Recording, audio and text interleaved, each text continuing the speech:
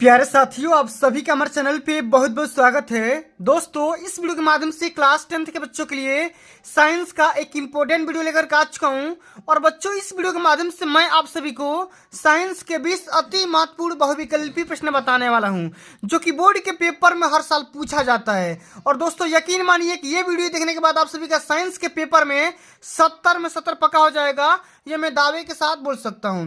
तो दोस्तों, आप सभी का टाइम टेबल भी आ चुका है। 22 फरवरी से आप सभी का बोर्ड का पेपर होना है, तो समय आपके पास बहुत कम बचा हुआ है। इसलिए आप सभी लोगों से हम्बल रिक्वेस्ट है, अपने तैयारी को कंटिन्यू करना है। और बोर्ड के पेपर में 95% पाने का सपना अगर देख रहे हो तो इस वीडियो को शुरू से लेकर के अंत तक जरूर देख लेना। वीडियो को लाइक कर देना, शेयर कर देना, अगर चैनल पर नए हो सब्सक्राइब कर देना, ठीक है।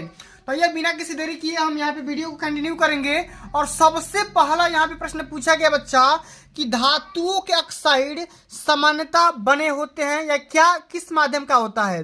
ठीक है, धातुओं के ऑक्साइड सामान्यतः होते हैं, अम्लीय होते हैं कि क्षारीय होते हैं कि उभयधर्मी होते हैं कि उदासीन होते हैं। तो जो भी धातु मतलब वो आपका मतलब क्या हो जाएगा, जैसे सोना चांदी सब क्या हो जाएगा, धातु हो जाएगा। इसका जो भी ऑक्साइड बनेगा वो किस माध्यम का होगा, अम्लीय होगा कि क्षारीय होगा कि उभयधर्मी होगा कि उदासीन हो जाएगा। तो धातुओं के जो भी ऑक्साइड होते हैं ना दोस्तों, वो हमेशा क्षारीय होते हैं। सेकेंड ऑप्शन यहाँ पे बिल्कुल राइट आंसर हो जाएगा, ठीक है। चलो अगला हमारा क्वेश्चन बायोलॉजी क्वेश्चन है, समझते हैं कि प्रकाश संश्लेषण की क्रिया होती है।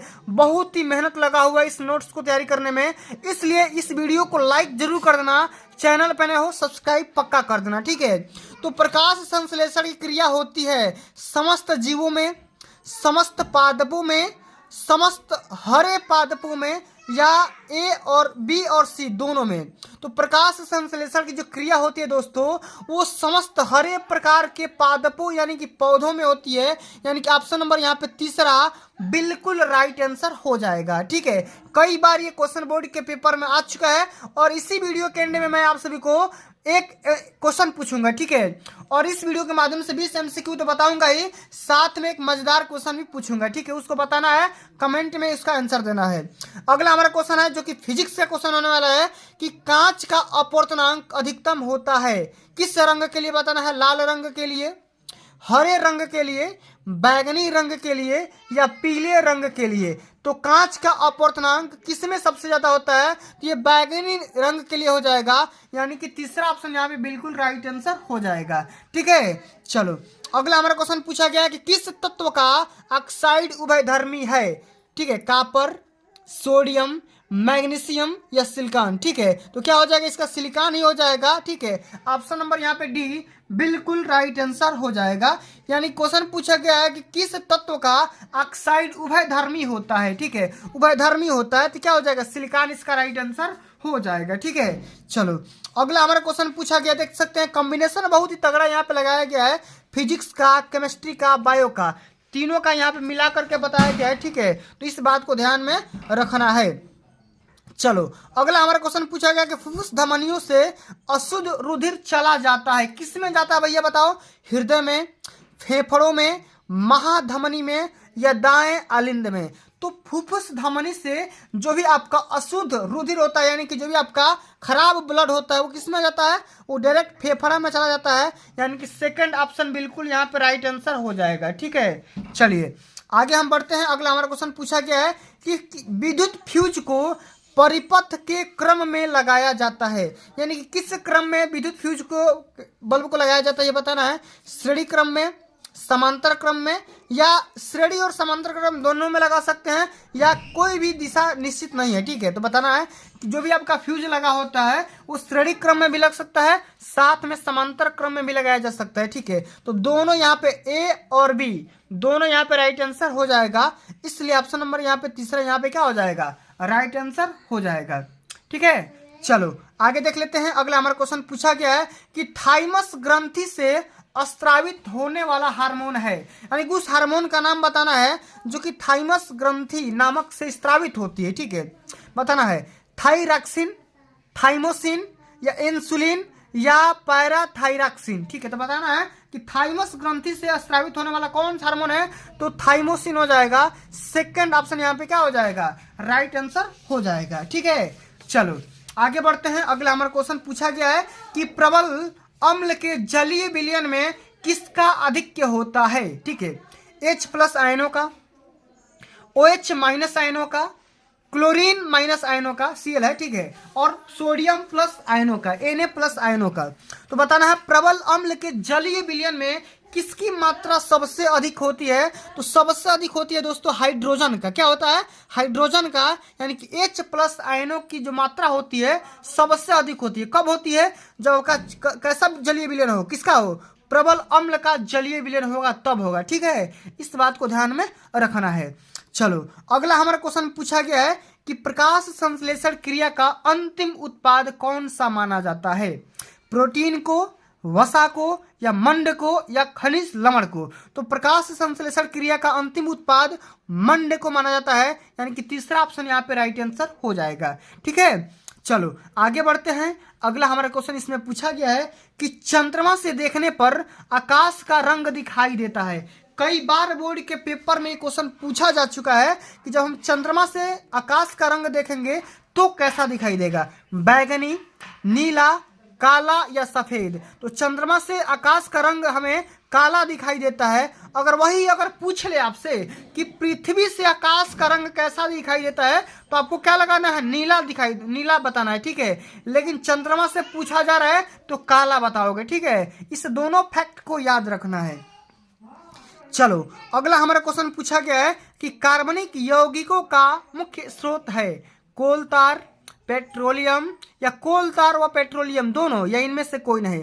तो कार्बनिक यौगिकों का जो मुख्य स्रोत है वो क्या हो जाएगा? कोल तार और पेट्रोलियम। यहाँ पे दोनों हो जाएगा। ठीक है, दोनों ऑप्शन बिल्कुल राइट है। ठीक है, क्योंकि भाई कोल तार से भी हम कार्बनिक यौगिक से हमें प्राप्त होता है और पेट्रोलियम भी हमारा वही है। ठीक है, चलिए आगे बढ़ते हैं। अगला हमारा क्वेश्चन पूछा गया है कि फेफड़ों में शुद्ध रुधिर आता है।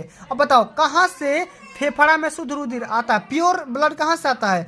बाएं आलिंद से, दाएं आलिंद से, या बाएं नीले से, या दाएं नीले से। तो जो लोग बायोलॉजी पढ़े होंगे उनको बिल्कुल राइट आंसर पता हो गया होगा कि फेफड़ा में जो शुद्ध रुधिर होता है वो कहाँ से आता है भैया?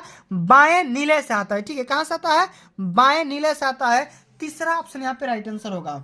ठीक है, चलो आगे देखते हैं। अगला हमारा क्वेश्चन जो कि फिजिक्स का क्वेश्चन है कि मेन स्विच से निकलने वाले तारों को जोड़ा जाता है। ठीक है, मेन स्विच से निकलने वाले जो भी तार होते हैं, वायर होते हैं, उसको किस क्रम में जोड़ते हैं? तो मेन फ्यूज से जोड़ते हैं, या वाट घंटा मीटर में जोड़ते हैं, या युक्ति से जोड़ते हैं, या इनमें से कोई में नहीं जोड़ते हैं। तो मेन स्विच से निकलने वाला जो भी तार होता है उसको हम क्या कर देते हैं? मेन फ्यूज के साथ जोड़ देते हैं। क्यों जोड़ते हैं ऐसा? कहीं भी अगर शॉर्ट करे तार तो हमारा फ्यूज खराब हो, पूरा तार वायर खराब ना हो, इसलिए हम क्या करते हैं? उसको मेन फ्यूज से कनेक्ट कर देते हैं, जोड़ देते हैं। ठीक है, इस बात को ध्यान में रखना है। चलिए आगे बढ़ते हैं। अगला हमारा क्वेश्चन पूछा गया है कि इंसुलिन हार्मोन स्रावित होता है पिट्यूटरी से, थायराइड से, ये सब ग्लैंड का नाम है, ग्रंथि का नाम है। ठीक है, लैंगरहैंस की दीपिकाओं से, या अधिवृक्क से। ठीक है, तो इंसुलिन हार्मोन कहाँ से स्रावित होता है भैया? तो ये होता है आप सभी का लैंगरहैंस की दीपिकाओं से। ठीक है, तीसरा ऑप्शन यहाँ पे क्या हो जाएगा? राइट आंसर हो जाएगा। इस बात को ध्यान में रखना है। ठीक है, चलिए आगे बढ़ जाते हैं। अगला हमारा क्वेश्चन पूछा गया है कि लेड बैटरियों में, ठीक है, लेड बैटरियों में प्रयुक्त किया जाने वाला अम्ल कौन सा होता है?